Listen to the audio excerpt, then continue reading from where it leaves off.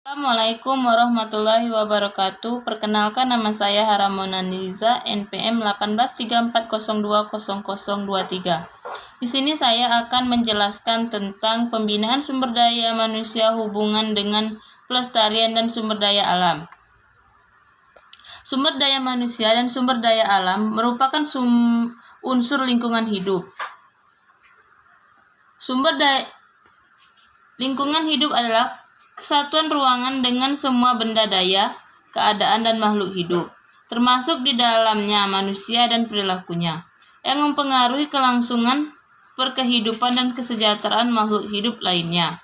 Dengan demikian, di dalam lingkungan hidup dapat kita jumpai berbagai benda, daya, dan keadaan yang mempengaruhi manusia atau makhluk hidup lainnya, dapat memenuhi kebutuhan sehingga dapat hidup dan berkembang biak.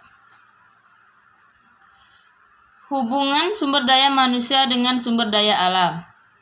Dalam kehidupan antara manusia dengan sumber daya alam senantiasa berhubungan.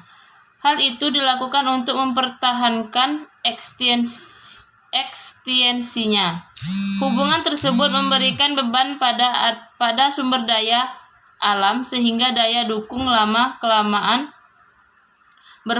berada pada ambang batas. Adanya beban daya dukung terhadap sumber daya alam akibat pertumbuhan penduduk, antara lain dapat diperingan dengan meningkatkan teknologi.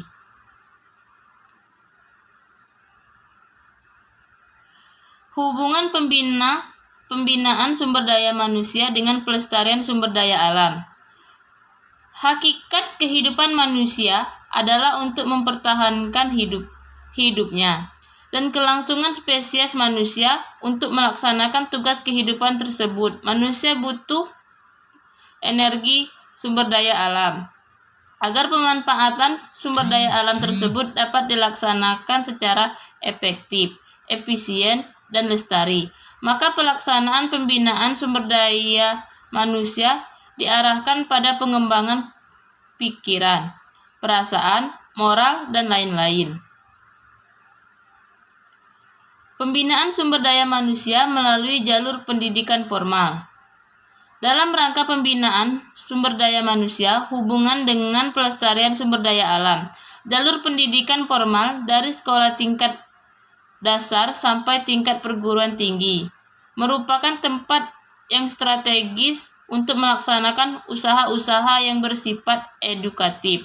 Pembinaan sumber daya manusia dalam hubungan dengan pelestarian sumber daya alam melalui jalur pendidikan formal disampaikan bersama-sama dengan pendidikan kependudukan yang sering disebut dengan pendidikan kependudukan dan lingkungan hidup. Pendidikan kependudukan dan lingkungan hidup diberikan pada tingkat sekolah dasar sampai dengan perguruan tinggi. Metode yang dipakai adalah pendekatan monolitik untuk PT dan integratif untuk SD sebagai dengan sekolah lanjut tingkat atas atau SLTA.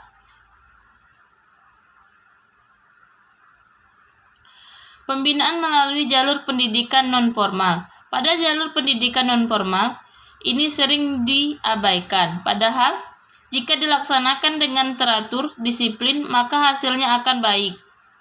Hal ini disebabkan jalur pendidikan non-formal jangkauan sasaran yang luas. Di antaranya dapat diketahui sebagai berikut. Pertama, melalui keluarga. Menurutnya, Wahyudi, fungsi pembantuan pribadi adalah sangat penting dan di dalam keluarga seorang anak pertama kali berkenalan dengan norma-norma kehidupan.